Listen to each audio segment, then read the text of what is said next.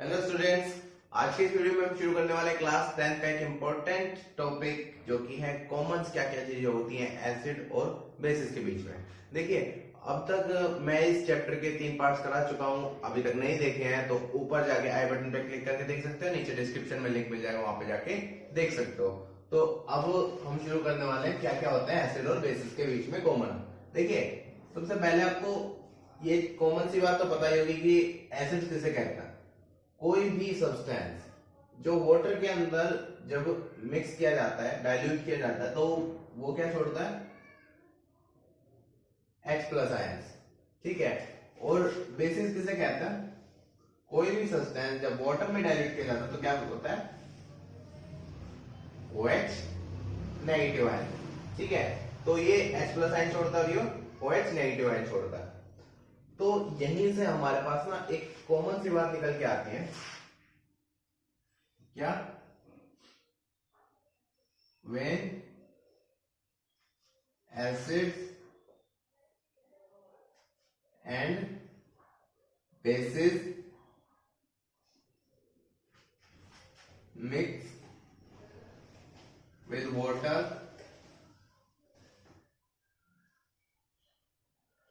Mix लिख लेना या डिजोल्व लिख लेना, बात एक ही है। Mix with water, it gives it नहीं, दे gives ionic form of their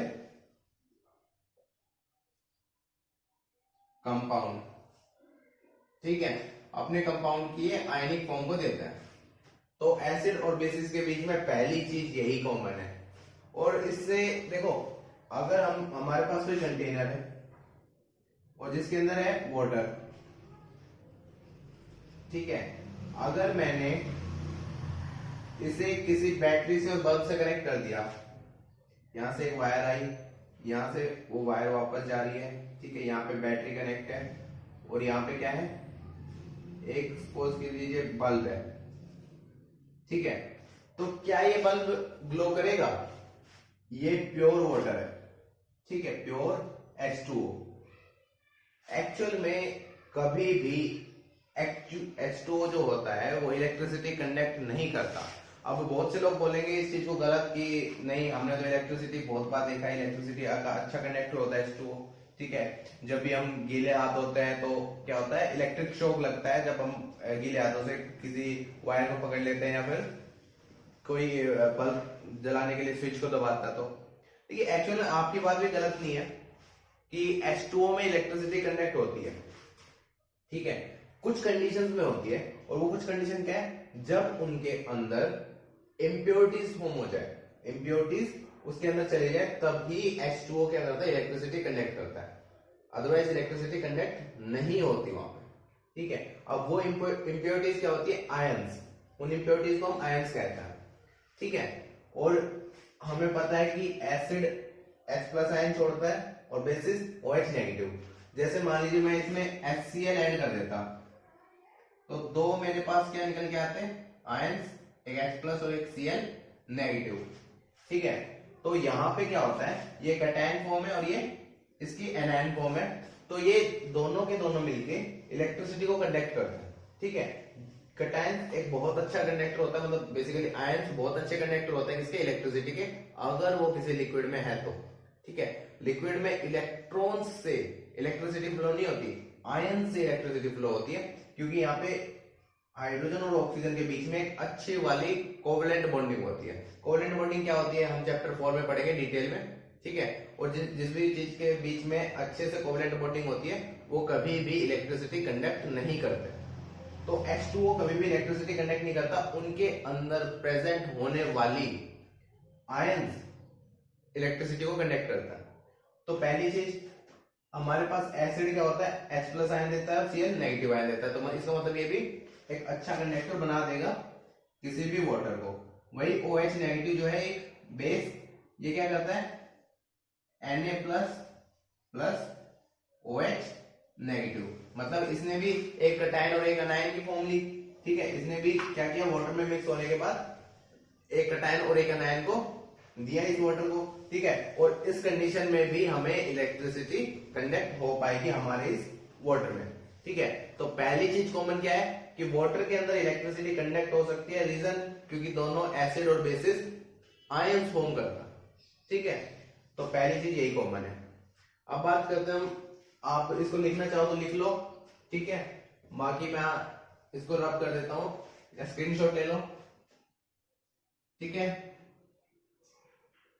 okay, तो ये चीज थी पहली कॉमन, जो दोनों के अंदर एसिड और बेसिस के बीच में थी कॉमन, ठीक है। अब देखो कई बच्चे ना इस चीज में कंफ्यूज हो रहे हैं कि आयंस क्या होता है, क्योंकि 9th में जरूरी थोड़ी ना सभी बच्चे अच्छे से पढ़ के आए हो, कुछ थोड़े वीक स्टूडेंट में जो ज्यादा अच्छे से नहीं पढ़ के आए। तो आयंस क्या होता है, बेसिकली देखिए हमें पता है एटम के अंदर प्रोटॉन, इलेक्ट्रॉन और न्यूट्रॉन 3 चीजें होती है, और प्रोटॉन और इलेक्ट्रॉन हमेशा सेम क्वांटिटी में होता है, ठीक है। एक एटम के अंदर प्रोटॉन और इलेक्ट्रॉन हमेशा सेम क्वांटिटी में होता है। अगर उनकी क्वांटिटी सेम ना हो तो उस चीज को क्या कहते हैं, आयंस। जैसे मान लो सोडियम है, ठीक है। सोडियम के अंदर 11 तो प्रोटॉन होता है, ठीक है, और 11 ही इलेक्ट्रॉन होता है, ठीक है। अगर मैं किसी तरीके से इसका एक इलेक्ट्रॉन बाहर निकाल दूं तो क्या होगा, प्रोटॉन तो मेरे पास 11 ही रह जाएंगे, प्रोटॉन तो कभी बाहर निकल नहीं सकते, इलेक्ट्रॉन ही निकल सकता है। तो आयनिक फॉर्म में इसके पास कितने इलेक्ट्रॉन बचेंगे, 10। मतलब ये दोनों तो इक्वल क्वांटिटी में नहीं है, ठीक है, ये दोनों तो इक्वल क्वांटिटी में नहीं है। तो ये चीज क्या कहलाएगी, आयन। अब इसके ऊपर प्लस लगेगा या माइनस लगेगा, ये कैसे डिसाइड करता है, देखो अगर प्रोटॉन जो ज्यादा क्वांटिटी में होता है ना उसी का साइन लगता है। अगर प्रोटॉन का मतलब पॉजिटिव साइन होता है, इलेक्ट्रॉन का मतलब नेगेटिव साइन होता है। इस टाइप में कौन सा ज्यादा क्वांटिटी में, हमारे पास पॉजिटिव वाले ज्यादा क्वांटिटी में, तो इसके ऊपर लग जाता है पॉजिटिव साइन। उसी तरीके से मैंने बताया था Cl नेगेटिव, इसका मतलब यहाँ पे क्या था, प्रोटॉन और इलेक्ट्रॉन जो बेसिकली होता है वो 17 होता है, 17, ठीक है। और यहाँ पे ना प्रोटॉन तो रह जाते हैं 17, और इसका जो एक इलेक्ट्रॉन है ये डोनेट होके इसमें आ जाता है, ठीक है। सोडियम का जो एक इलेक्ट्रॉन अभी कम हुआ था वो इसमें आ जाता है, और यहाँ पे इलेक्ट्रॉन बताया नेगेटिव होता है, प्रोटॉन पॉजिटिव, और ये दोनों बराबर नहीं है, ठीक है। तो अब इलेक्ट्रॉन ज्यादा क्वांटिटी में हो गए, इसलिए क्या आ गए, नेगेटिव साइन आ गया इन पे, ठीक है। तो बेसिकली ये आयंस होते हैं जब भी हमारे किसी एटम में प्रोटॉन और इलेक्ट्रॉन की क्वांटिटी इक्वल ना हो, उस चीज को हम आयंस कहते हैं, ठीक है। तो होपफुली ये समझ आ गई हुई चीज आपको, ठीक है। रब कर देता हूं इसको मैं। अब बात करते हैं हम लोग सेकेंड कॉमन थिंग। फर्स्ट तो यही कॉमन थी कि दोनों के दोनों आयनिक फॉर्म बनाते हैं, आयनाइज होते हैं, ठीक है, और आयनाइज होकर इलेक्ट्रिसिटी को कंडक्ट कर पाता है।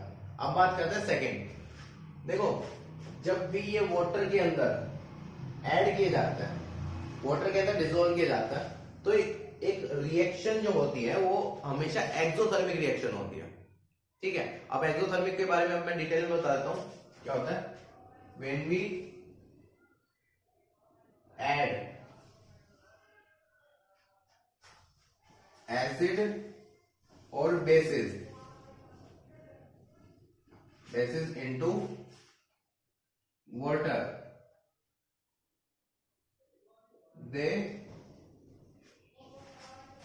they give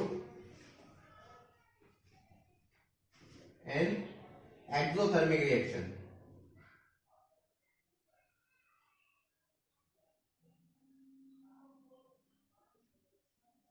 देखिए एक्सोथर्मिक रिएक्शन यहाँ पे एक इंपॉर्टेंट वर्ड आया। वैसे तो ये चैप्टर 1 जो था हमारा केमिकल रिएक्शन, उसको मैं समझा के आया था, तब आपको बताया था मैंने एक्सोथर्मिक रिएक्शन क्या होती है।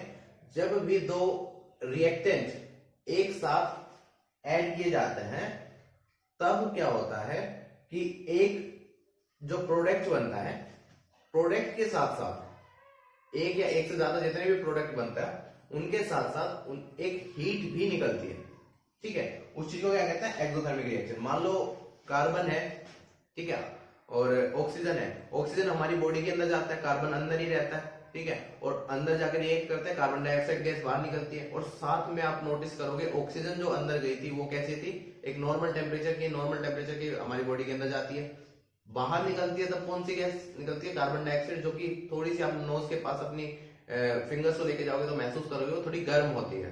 ठीक है, तो वो कौन सी रिएक्शन है? एक्सोथर्मिक रिएक्शन है, क्योंकि उसमें जाने वाली चीजें कौन सी थी? ठंडी थी, नॉर्मल टेम्परेचर पे थी, लेकिन मिलने वाली चीजें थोड़ी सी गर्म थी। ठीक है, उस चीज को एक्सोथर्मिक रिएक्शन बोला जाता है। तो जब भी हम एसिड को या बेसिस को वाटर के अंदर डालते हैं तो दोनों के में ही रिएक्शन के दौरान क्या होता है? एक एक्सोथर्मिक रिएक्शन होती है और हीट प्रोड्यूस होती है। ठीक है, अब यहाँ पे ना एक इंपॉर्टेंट क्वेश्चन आता है जो कि ऑलमोस्ट हर साल लगा लो आता ही है। ठीक है, कोई बड़ी बात नहीं है, हर साल आता है। एनसीईआरटी में स्पेशली उन्होंने ऐसे पैराग्राफ में डाल रखा है, तो आपको बता दूं वो क्वेश्चन क्या है। क्वेश्चन ये है कि एसिड को वाटर के अंदर क्यों ऐड किया जाता है? ठीक है, एसिड को वाटर के अंदर क्यों ऐड किया जाता है? वाटर को एसिड के अंदर क्यों नहीं डालता? मतलब ये हमारे पास है एक कंटेनर जिसके अंदर है एसिड। ठीक है, इसे बीकर मान लेता, ये बीकर है हमारा और इसके अंदर क्या है? एक एसिड है। और यहां पे हमारे पास है वाटर। ठीक है, दूसरा बीकर है जिसमें है वाटर। अगर हमें इन दोनों के बीच में रिएक्शन करानी है तो इस एसिड को इस वाटर के अंदर क्यों ऐड करते हैं? मतलब ये बीकर उठाया और उसके अंदर क्यों ऐड किया जाता है? ऐसा क्यों नहीं होता कि वाटर को उठा के एसिड के अंदर डालते हैं? ठीक है, ऐसा हमेशा क्यों होता है? क्योंकि ये एक एक्सोथर्मिक रिएक्शन होती है। अब एक्सोथर्मिक रिएक्शन होती है तो क्या होगा कि सपोज कीजिए ये वाटर है, यहां पे बहुत सारा एसिड रखा हुआ है, एसिड में कुछ बूंदे वाटर की चली गई ना तो एकदम से बहुत ज्यादा हीट प्रोड्यूस होगी। ठीक है, और एसिड सारा एसिड एज ए फ्यूल काम कर रहा होता है उस टाइम पे। ठीक है, और सारे फ्यूल में एक ही साथ इतनी सारी हीट आने से एक बहुत जबरदस्त ब्लास्ट भी हो सकता है। ठीक है, और चारों तरफ एक क्लाउड बन जाएगा हमारे। जैसे ही हमने एसिड के अंदर वाटर डाला तो ब्लास्ट होगा, चारों तरफ एसिड का क्लाउड बन जाएगा और ऊपर से कुछ एसिड की बूंदें गिरेंगी तो सब जगह पे आग लग सकती है। ठीक है, तो इसलिए कभी भी हम वाटर को एसिड में नहीं डालते, एसिड को डालते हैं वाटर के अंदर, और वो भी बहुत धीमी धीमी क्वांटिटी में, मतलब बहुत धीरे धीरे, बिल्कुल कम कम क्वांटिटी में डालता है। ठीक है, तब उसको डाइल्यूट किया जाता है। ये इसका तरीका होता है। ठीक है, और इसका आंसर भी यही होता है, because this is an exothermic reaction. We can't add acid into we can't add water into acid, we can only add acid into water. ठीक है, हम कभी भी वाटर को एसिड के अंदर नहीं डाल सकते, एसिड को वाटर के अंदर डाल सकते हैं। ठीक है, तो समझ आ गया होगा आपको। और ऐसे ही हमारे पास जो भी बेसिस होता है उनको भी हम क्या करते हैं? वाटर के अंदर ही ऐड करते हैं, क्योंकि वो भी एक्सोथर्मिक रिएक्शन होती है। ठीक है, जनरली हमारे पास बेसिस जो मिलते हैं वो कैसी फॉर्म में मिलते हैं? जनरली बेसिस हमारे एक सॉलिड फॉर्म में मिलते हैं। ऐसा जनरली बोल रहा हूं, हमेशा नहीं होता कि सिर्फ सॉलिड ही मिलेंगे, कभी भी लिक्विड नहीं मिल सकता है। जनरली सॉलिड फॉर्म में मिलता है, इसलिए वो इतने रिएक्शन नहीं दिखाते, लेकिन उनको भी वाटर के अंदर ही डाला जाता है। ठीक है, इतने रिएक्शन नहीं दिखाते, इतना एक्सोथर्मिक नहीं होते कंपेयर टू एसिड। एसिड ज्यादा एक्सोथर्मिक होता है, लेकिन कॉमन बात क्या है? दोनों के दोनों एक्सोथर्मिक ही होता है। तो समझ आ गई होगी आपको। या तो आप इसको नोट डाउन कर लीजिए या फिर स्क्रीनशॉट ले लीजिए। अब करता हूं इसको रब। ठीक है, चलिए ठीक है।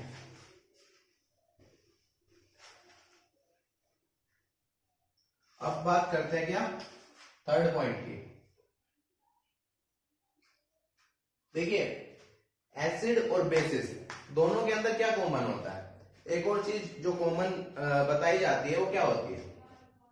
दोनों के दोनों वाटर के अंदर जब भी ऐड किए जाते हैं दोनों क्या हो जाते हैं? न्यूट्रल होता है। ठीक है, या दूसरे वर्ड्स में समझ लो, जब भी हम एसिड को बेस के अंदर डालते हैं या बेस को एसिड के अंदर डालते हैं तो वो दोनों के दोनों न्यूट्रल फॉर्म में बन जाते हैं और वाटर को क्या करता है? हमारे पास एज ए प्रोडक्ट निकालता है। ठीक है, जब भी हमारे पास कोई जैसे HCl है, ठीक है, प्लस हमारे पास है NaOH, ठीक है, दोनों को जब भी रिएक्ट कराएंगे एक साथ तो एक न्यूट्रल प्रोडक्ट निकल के आएगा। इसका हमें पता है कि ये पीएच कितना होता है 1। पीएच के बारे में अभी तक नहीं पता है, तो आगे जाके मैं अभी नेक्स्ट वीडियो में समझा दूंगा कि पीएच क्या होता है। ठीक है, इसका 1 पीएच है और इसकी पीएच वैल्यू कितनी होती है अप्रोक्स 14। ठीक है, जब HCl को ऐड किया जाता है NaOH में, NaOH को ऐड किया जाता है HCl में, तब हमारे पास जो चीज निकल के आती है वो आती है NaCl प्लस H2O, और दोनों का ही पीएच क्या होता है 7। मतलब एक न्यूट्रल फॉर्म का पीएच निकल के आता है, हमेशा न्यूट्रल फॉर्म का प्रोडक्ट निकल के आता है। ठीक है, पीएच ये पॉइंट अगर आपको अच्छे से समझ नहीं आया तो मैं आपको अगली वीडियो में अच्छे से डिटेल में समझाऊंगा कि पीएच क्या होता है, पीएच कैसे काम करता है, किन चीजों का कितना होता है। ठीक है, वो सभी चीजें हम आगे बात करेंगे। फिलहाल आप ये समझ लीजिए कि एसिड को या तो बेस में ऐड करो या बेस को एसिड में ऐड करो, हमेशा वो न्यूट्रल ही फॉर्म करेंगे। ठीक है, वो एक सोल्ट फॉर्म करेंगे और साथ में वाटर की फॉर्मेशन होती है। ठीक है, ये दोनों ही चीजों में कॉमन है। और अब बात करते हैं एक बहुत ही इंपॉर्टेंट चीज की। वीडियो को लाइक कर दो। ठीक है, ये बहुत इंपॉर्टेंट है अभी तक, क्योंकि इतनी लंबी वीडियो देखी है तो जाहिर सी बात आपको पसंद ही आई होगी। ठीक है, वीडियो को लाइक करो, हमारे चैनल विजुअल लर्निंग को सब्सक्राइब करो, क्योंकि यहाँ पे आपको मिलने वाला है कंप्लीट 10th का सिलेबस, 11th का सिलेबस, 12th का सिलेबस। ठीक है, तो फ्यूचर के लिए भी ये चैनल आपके बहुत काम आने वाला है। तो फिलहाल के लिए बाय बाय।